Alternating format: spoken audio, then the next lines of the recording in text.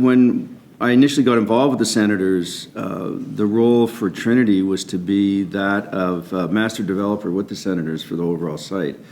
I'm not involved on the sports entertainment side with them. That's still 100% the Senators under Eugene's leadership. As master developer, we're working together to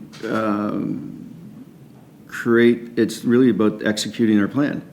Obviously, there was a lot of emphasis put on financial capacity, capabilities, etc. And recognizing the scale and sheer size of the project, I was charged with securing financial partners that would provide the funding for the project. So my first choice was Brookfield, but Brookfield, as an example, is probably the largest real estate development company in the world. It's global. It's in the hundreds of billions of dollars of assets, and they have a significant presence in Ottawa in the office market.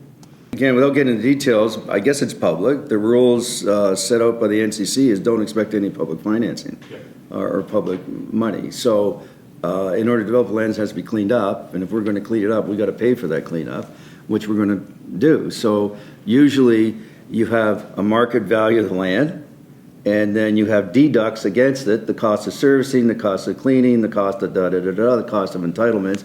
You know, the land right now has no entitlements, so we assume the valuation based on what our proposal provided, but we're not guaranteed we're going to get the densities that are set out in our proposal. That's going to be a process, a long process, planning process, public process with the city, and the NCC will have some say in it as well, obviously.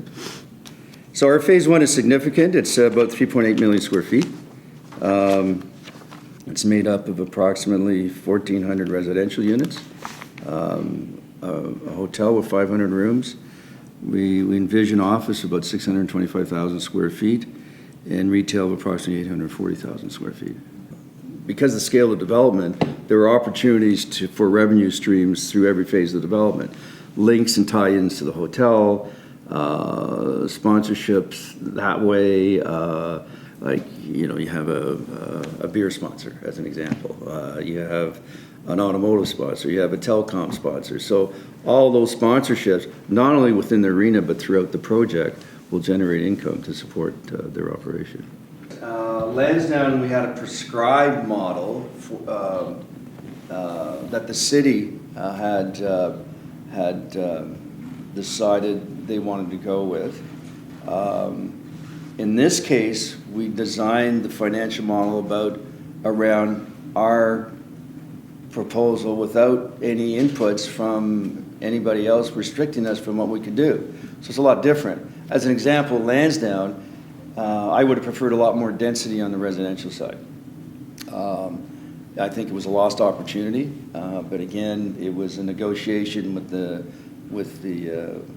neighbors, I guess, in conjunction with the city, and it was a compromise we arrived at. We have financial partners that are going to expect normal rates of returns. They're not into, you know, they're in business to be in business, and their attitudes will be a little different than what ours was at Lansdowne, where it was twofold. It was hopefully to break even, maybe over time make a little profit, and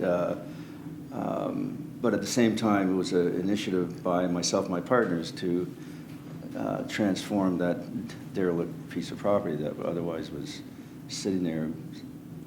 It was really draining the city. They were losing money every year, millions of dollars.